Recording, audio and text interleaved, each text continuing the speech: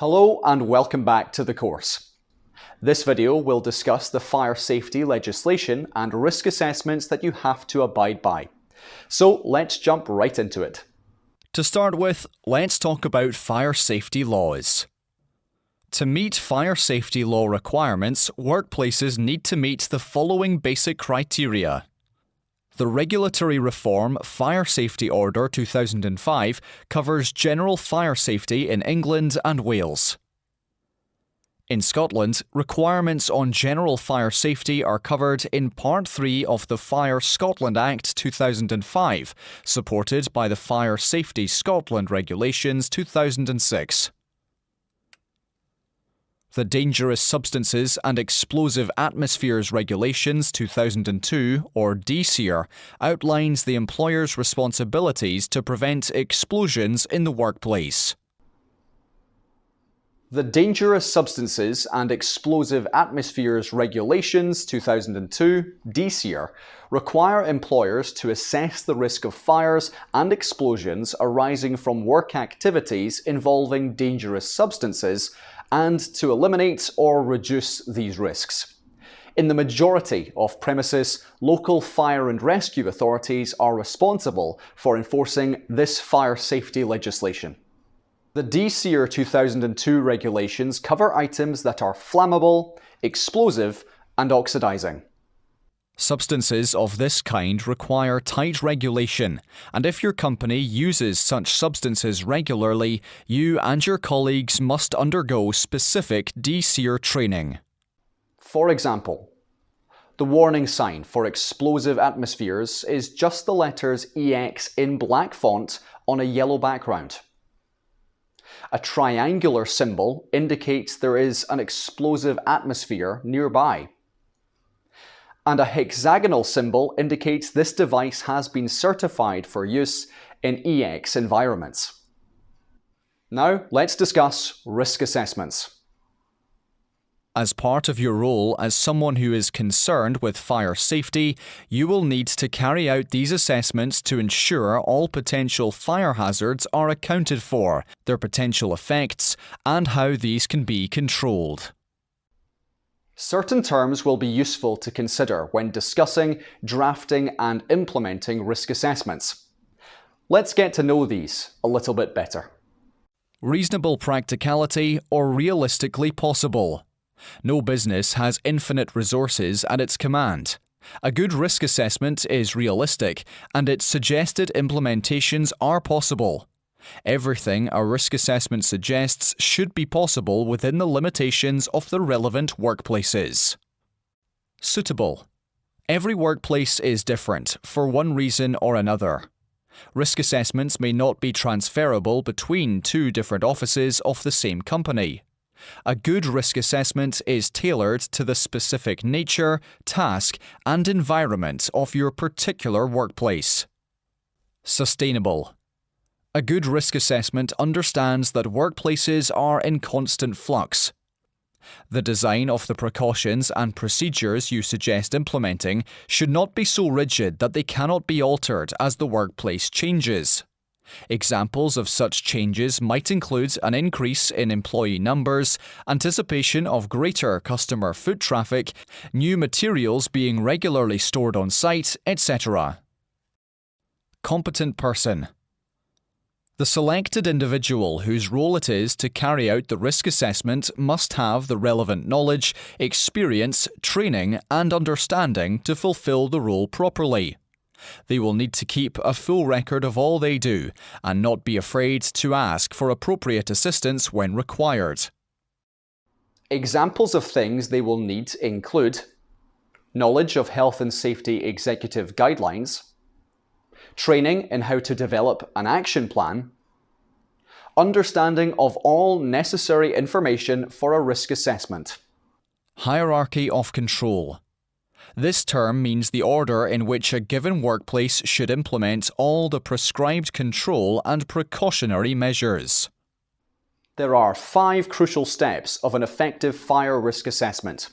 These are: 1. Identify potential fire hazards, either the cause of fire or the impediments to safe escape. 2. Determine whom these hazards might affect. 3. Decide what the appropriate precautions would be against the identified hazards. 4. Record your findings and implement the new precautions. And 5. Review and update your assessments regularly. Let's go in a bit more depth, starting with number 1. The first part of any good risk assessment is to find any and all instances of possible issues which could affect fire safety in your workplace. There are several excellent techniques to do this, including observation, feedback from staff or visitors, reading and checking manufacturers' instructions or data sheets, double-checking fire safety equipment and fire doors, reviewing accident and ill health records. Key thing you need to remember when looking to identify potential fire hazards is the fire triangle. So you should find sources of ignition. Things like electrical equipment, ovens, naked flames, anything that could generate a spark.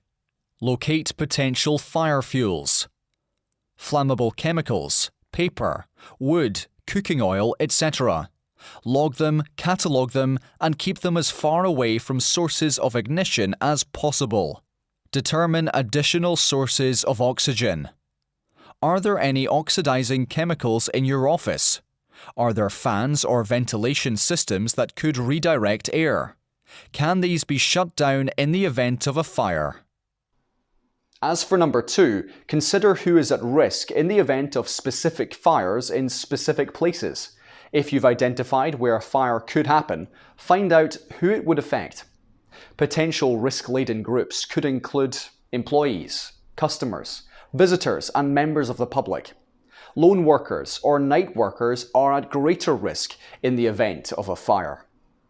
Once you have finished identifying and cataloguing all the risks uncovered by your examinations in steps 1 and 2, step 3 involves how to either control the risks you can't remove or prevent certain risks from happening in the first place, i.e., eliminate risk or minimize potential danger. Some examples of potential options could include relocating possible sources of ignition and fuel so that they are as distant from potential sources of ignition as possible, installing additional evacuation routes and fire detection systems, training staff in fire safety procedures, and so on. Step 4 entails recording your findings and implementing improvements. If your workplace, business, or institution has 5 employees or more, you are legally obligated to record the nature of your risk assessment findings. Even if you have fewer employees, this is still a very good idea. Do this in as much detail as possible. Ensure that they are dated and that they are stored securely and accessibly.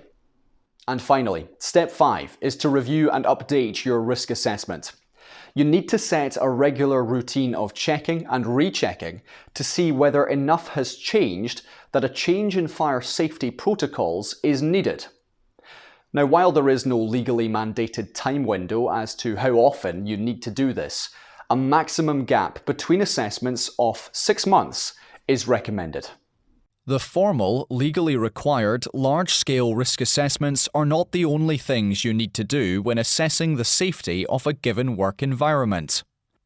You also need to proactively monitor the level of risk present on a weekly and even daily basis. Keep a sharp eye out for fire hazards throughout the day, and take specific action to reduce risks if you find any. And lastly, fire safety laws are enforced at the local level. Depending upon where you live, this will be one of 2 types of council or local authority: a county council, a unitary town city council. Double check which of these most applies to your area, as sometimes it isn't immediately obvious. That's it for laws and risk assessment concerning fire safety. There are a lot of details in this lesson, and we know it can get overwhelming. Re-watch the lesson if you need. Otherwise, we'll see you in the next one.